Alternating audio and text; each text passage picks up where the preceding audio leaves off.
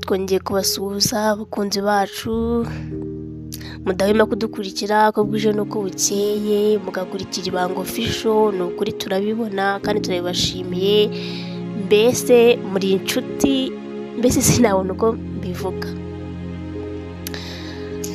Iki gitondo rero twakiriye inkuru ibabaje, inkuru ishenguye umutima, inkuru mbese ibabaje cyane cyane ku bakunzi b'indirimbo zo kuramya no guhimbaza Imana. Ubwo twumvaga ko umuhanzikazi wamenyekanye nka Gogo ariwe Glorious yitabye Imana, akaba ubuzima bwe bwarangiriye muri Uganda aho yari ari gukorera ibitaramo. Ni ukuri abakunzi be twese natwe turimo twihangane.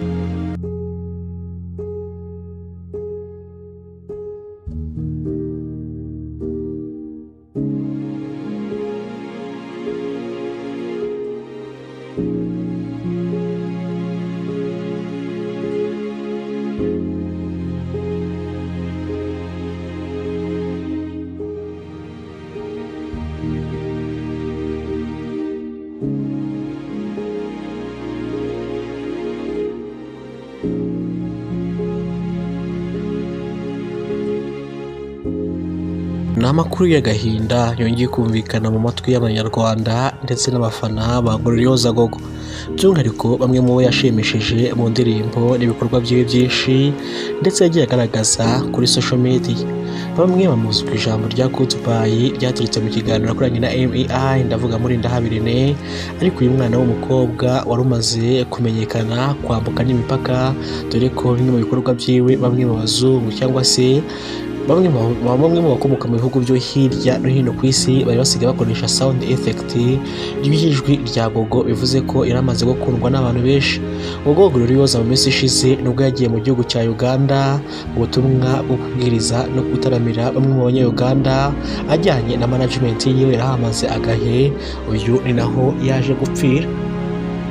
Musabyimana Glorious wamenyekanye cyane nka Gogo apfuye ku myaka 36 y'amavuko. Uyu Gogo bivuga ko yigeze kwangira cyangwa se kugira icyangirwo arangwa koko uko yabyigaragarije, dore ko warimo n'abamwifurije gupfa, ariko avuga ko asigaye yishimiye no kuba akunzwe n'isi. Uyu Gogo ni umwe mu bakoze indirimbo zo kuramya no guhimbaza Imana, umwe mu bantu batagira amagambo atari mabi cyane mu kanwa kabo mu byacisha kuri social media, dore ko arimo abatangira kwamamara mu minsi mike bagatangira kuvuga amagambo atari meza. Glorious Gogo rero yaje gupfira mu gihugu cya Uganda, nubwo urupfu rwe rudakomeje kuvugwaho rumwe n'abantu bagiye batandukanye, aho bamwe bari kuvuga inkuru igira uti Gogo Glorious yarozwe, byakunozwe pe yarozwe, abandi bati wasanga yararwaye. Iyi nkuru ije inyibutsa y'umukobwa witwa Dore Imbogo wamenyekanye cyane muri iryo jwi cyangwa se mu ndirimbo yitwa ngo Dore Imbogo, Dore Impara, Dore Imvubu,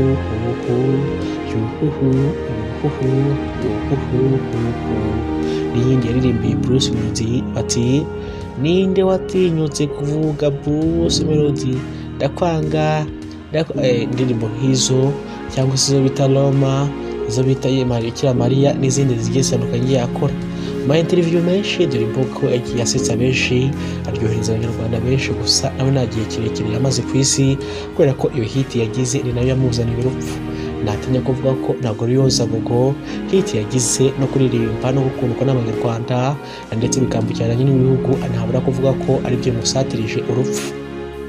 Yego koko buri umwe agira ikizamwica, ariko iyi hit twirirwa dushaka nitumwa bamwe mu bacu, abavandimwe, inshuti n'abatatuzi yewe batugirira amashyari bitewe n'uko turi callboard cyangwa se uba watureginze ukagira ijwi ukamamara ukaba umustar.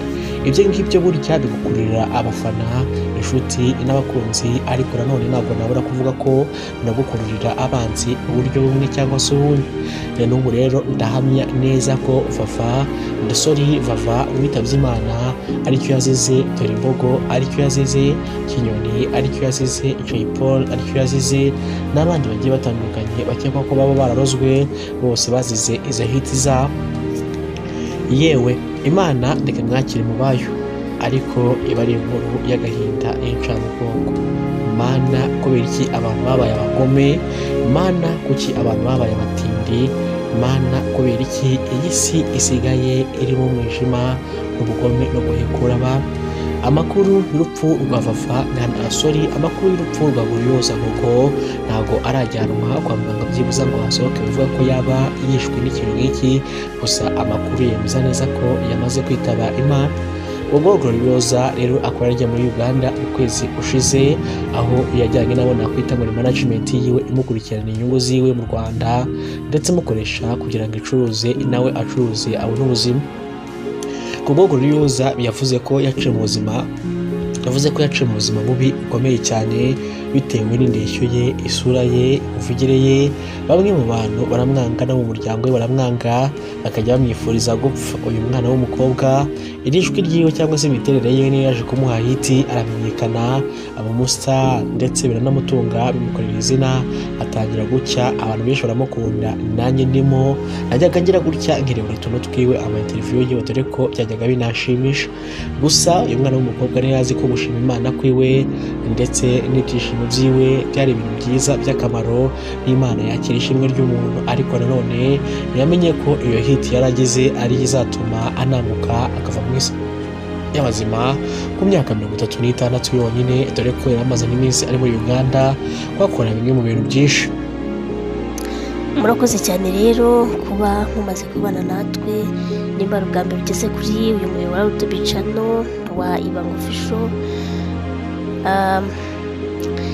Ndumva rwose nimba hari ikiganiro byacu bigufasha, waduha inkunga yawe, duha subscribe, waba ukunda ibiganiro byacu ukabisangiza bagenzi bawe, mbese yaba comment yaba share byose ni ingenzi rwose kuri twebwe.